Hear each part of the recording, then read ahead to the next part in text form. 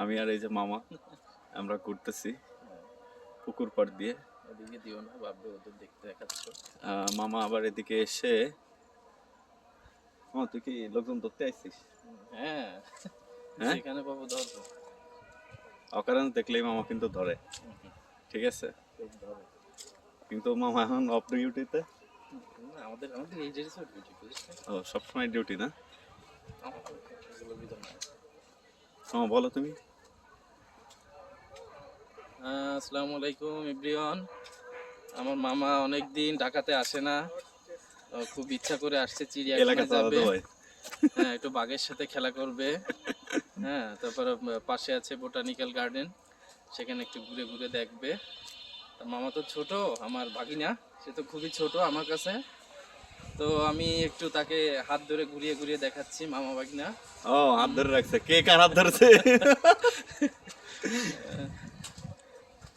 অনেকদিন পর মামার সাথে আমার দেখা। কয় বছর পরে দেখা? তো তোর তাও কত বছর, 5-6 বছর হয়েছে। না না, তারও বেশি। না, মাঝখানে একদিন আড্ডা রানিং অবস্থায় দেখা হয়েছে, হ্যাঁ, কিন্তু আড্ডা সেই স্কুল ছাড়ছি, তারপরে আর এই যে ফার্স্ট দেখা।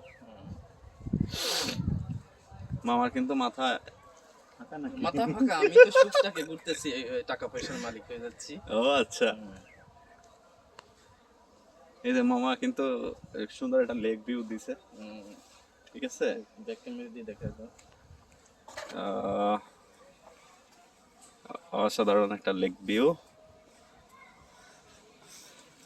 রাস্তাটাও সুন্দর।